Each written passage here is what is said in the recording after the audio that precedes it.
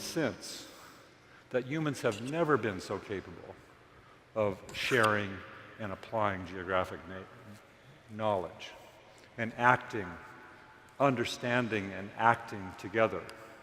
This is a kind of platform which certainly will evolve into place.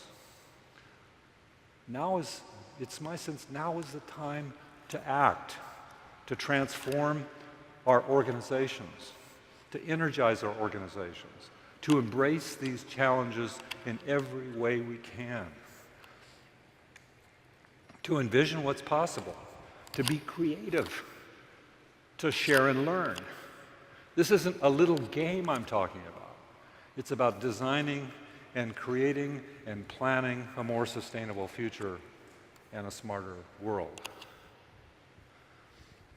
I'll come back to this subject several times this morning and during the week, but I want you to remember it.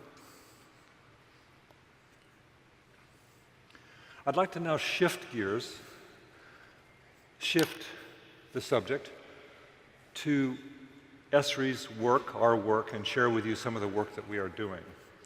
This is about creating useful, Scott Morshouse's term, useful technology, and supporting our users. This is our main interest, it's our main mission. And we do so around this technology, ArcGIS. This is important to us. And it contains lots and lots of features and functions and tools that are probably quite interesting to all of you. You'll take a special interest in this. Oh, did they do that? Did we fix this? Yeah. But for a few minutes, as I go through this, I'd like you to think about the implications of the platform as a total in terms of empowering your organization entirely. ArcGIS is a complete web GIS platform. That means it uses web services as a system for managing and applying geographic information. This entire bundle of technology or system of technology is deployable on premises or in the cloud or some hybrid combination of them.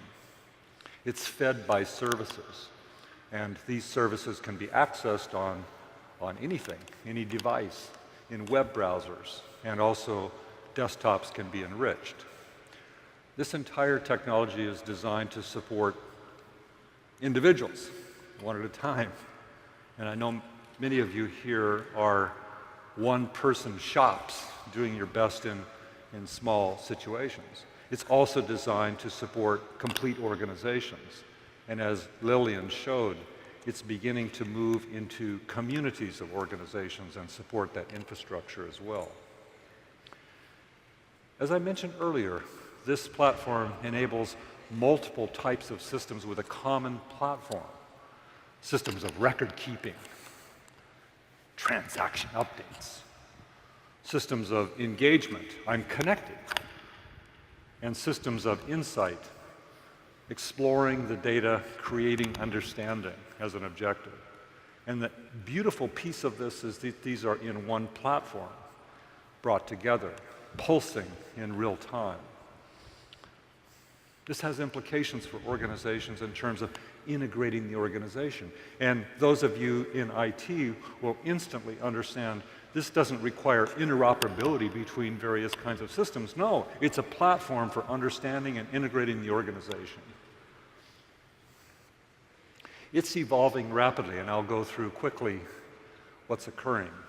And in all cases, I believe this is expanding your capabilities. We are moving from simply supporting client-server to also supporting web services and apps. That has implications in terms of accessibility. I can access this knowledge. I don't have to be an expert anymore. We're moving from standalone desktops to connected desktops that are hydrated with information from others. From concentrating strictly on data models to concentrating on web maps and developing great information products and layers that we can share and use together. From static data to real-time data, from single server to whole clusters of computing, from custom applications where I have to spend a lot of money and time to write mine to the idea I can just grab one of these off the web and configure it and load and go. From proprietary data and proprietary systems to open data and shared services in the network, the sort of nervous system of the planet. From 2D features to 3D features, from straightforward spatial analysis that many of us learned to the whole world of space-time and big data analytics, and from making maps and cartography with a computer to using the power of the computer to help us create better maps and tell better stories, smart mapping. ArcGIS's capabilities are advancing, and I would like to go deep on just a few of these to give you an insight. You'll be in sessions and hear from others that'll do it better than me about some of these capabilities and what they mean to you. But let's start with this one, data management, the sort of foundation of ArcGIS. Here, we're making lots of improvements in editing, in ArcGIS Pro, 3D editing, topology, COGO, etc., and also supporting new version management environments. We're adding vertical datum support, vertical datum transformation support, and improving workflows, and a whole new utility framework is being added.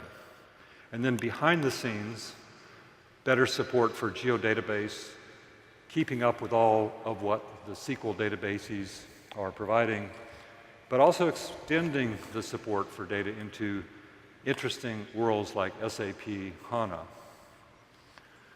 In the field, GIS is going out into the field. Mike Goodchild first introduced this idea to me maybe 20 years ago, Mike. It was something like that. We need to take GIS into the field. It's finally maturing so that the field is getting connected with the office, so that field people can easily collect data, and at the same time, people in the office can be looking at the observations. This was very valuable, by the way, recently in polio in Baghdad, where they were doing immunization, collecting the data, and at the same time at WHO, they were looking at it, analyzing it, understanding, and adapting the surveys. GIS in the field helps us manage field workers. And, well, as you can see, I'm really excited about this notion. The Living Atlas is becoming a major piece of so much of your work. These are ready-to-use maps and data sets that have been compiled by Esri and put out in the form of base maps and imagery and demographics and landscape data. I'm very pleased today to announce a new partnership that we have made with Digital Globe to provide now and into the future the whole planet, their best imagery for the entire planet on an ongoing basis. You're supposed to applaud, don't you think this is a great idea?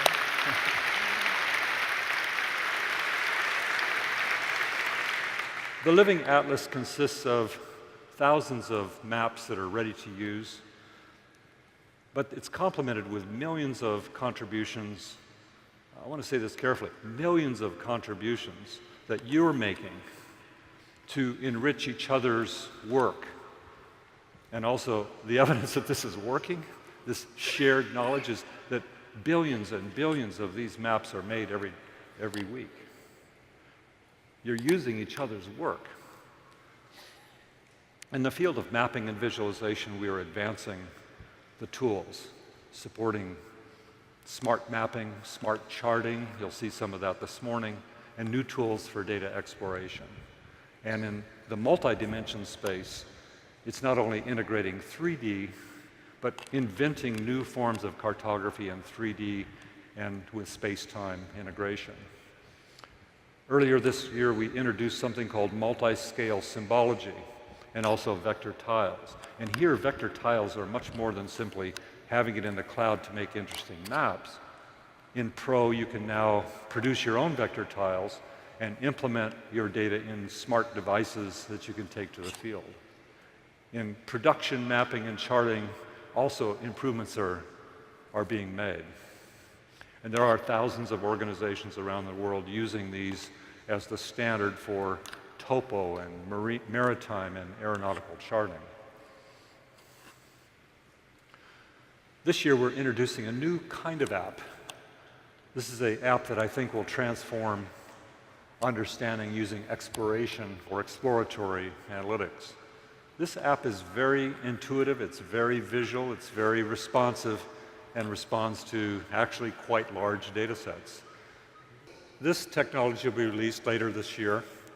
It'll be licensed as a premium solution, both for on-prem and also use online with ArcGIS Online. But also I would like to announce something today, that all people who are ELA users, local, state, and federal, will receive the on-prem version of this without cost.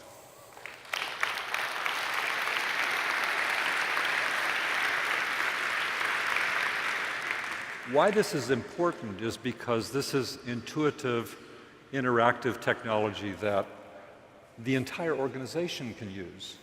It's not simply for GIS professionals, it's a kind of spatial intelligence system to analyze all kinds of patterns. And it's easy enough, well, you can see it's easy enough to simply sit down and learn and explore. We're also working on other spatial analysis tools. This is a lot of them here. I won't go through them all, but I'll tell you the ones that I really am in love with. The first one is something called Locate Optimum Regions. This picks out polygons from a suitability surface, like the best place to locate parks or the best place to develop a particular land use activities. And the second one is the landscape corridor selection, which might be used, for example, to pick out optimum wildlife corridors. We're enhancing the spatial statistics dimension and also improving integration with the great open source package called OR. This technology, ladies and gentlemen, has huge implications for us, because it means by building this bridge, ArcGIS users can use the power of R, and also our users can use the power of geospatial databases.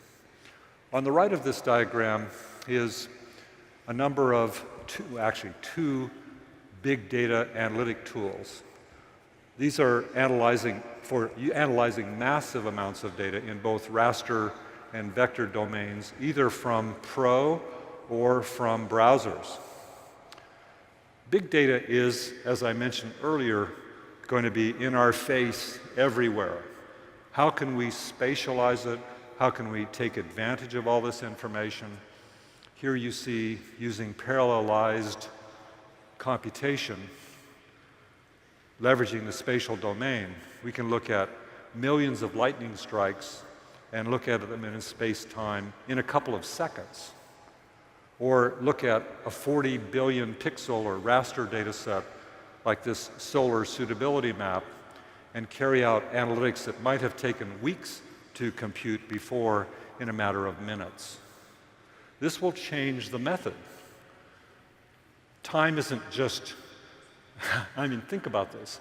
Shortening the time window for being able to do complicated problems changes the way we do things. So providing these massively parallelized processing environments will also create new insights, just like Linda's demonstration did. We can take all of the birds and all of the history of bird movements over the entire planet and analyze it at your fingertips. Closely associated with big data is real-time data. And here our work is about streaming in real-time information in high-velocity data streams and being able to process it in-stream to give insights in real time. This is actually the control center at FEMA and also the police department in the city of Seattle. Real-time data is streaming in and giving immediate ability to respond. Obvious applications are in almost every organization. Our work in 3D is also improving capabilities for supporting 3D across the entire platform. New apps like ArcGIS Earth are allowing free access to all of your scientific and other sorts of data around the world. We've made improvements in urban and landscape visualization and the ability to extract buildings, for example, from LiDAR automatically. And then new support for point clouds and a new integrated 3D mesh data type to give realistic visualization. In the lower right is a little animation about 3D WebGIS. It may not mean too much for you until you realize that this is visualization done from a browser accessing 3D visualization coming out of servers. This excites me. It should excite you because it means open access to 3D or in-dimensional time from browsers to everyone. The power of reaching everybody with a full dancing, singing 3D GIS and bringing real-time data into it, it's profound. Imagery is also an enriching and fundamental part of the ArcGIS platform. Here we're improving capabilities for better ortho mapping and image analytics and also image management. You can look across these and find your favorite. But my favorite today is a little application that's being released this week called Drone to Map. This allows you to fly a drone, grab all the imagery, throw it in your desktop, and in a few minutes later, get an ortho map. And 3D point cloud. Isn't that cool? You're supposed to be happy about this one. It's cool, I know. This is going to change the whole spirit of data collection in emergencies, but it's not just emergencies. It's also just capturing information and make it come alive in your own GIS. In the apps space, GIS is opening up with these apps. For the field, like field data collection, I've already shared some of that. Also in the office, the Insights app you just saw an example of. A new one that'll be released shortly is something called Maps for the Adobe Creative Cloud. That means an Adobe user can connect to ArcGIS features and stream in and create really beautiful graphics. And then there's new ones in the community space like, of course, you know the story maps, but there's new ones for crowdsourcing, for photo survey sourcing. It's coming alive. Esri supports a whole library of what we call open source maps and apps. They're apps that are easily configured by you. They're available without cost. We have, I think, 40 people working on these apps that are working with our users, working on their workflows, and then open sourcing them for your applications. Some of you wish to create your own apps, and there's 3 environments to do so in ArcGIS. One is to simply configure a simple web app. Another one is what we call a web app builder. This comes with templates where you can configure quickly an app in minutes or perhaps hours. Here we've made major improvements by bringing in that whole 3D web environment right into the web app builder. And the last one is App Studio. This allows me in my own device to be able to develop an app and then have it recompile itself in something which is not my device. Like if I have an iOS and I want to run it in Android or make it, in other words, I design it once and it can be deployed in Windows or in Android or in iOS like that, taking advantage of the native capabilities. And the evidence that this really works is that in just in the last year, you have deployed over 500,000 of these apps, touching God knows how many people, millions and millions. For developers, ArcGIS can be easily extended and customized and embedded. And here we've made major advancements in the 3D stuff that you've already seen. Also pro customization. And the little orange hexagon here is an extraordinary new thing launched last week, which is code sharing among our users. So you can build code, share it for everybody else to use. This is reminiscent of something we used to call arc scripts. From the old days, it's reincarnated, and there's already hundreds of code snippets and programs that have been shared in the environment. ArcGIS, by design, is open and interoperable. And the evidence of this is the thousands of of implementations of ArcGIS in complex and heterogeneous environments. Now, I want to explain how that's done. We support multiple pathways to ensure this platform is interoperable, one of which is open standards. The second one is strong engineering of product to product. So when you have an AutoCAD product or an Oracle product or an IBM Cognos product or Microsoft's Office, they just plug and work together. No engineering. The third pathway is through open software, supporting open APIs and open access to our databases, having open data support, and also having a well-documented, well-architected foundation of software so you can extend it or you can embed it into other applications. This just works, actually, and it's working by design.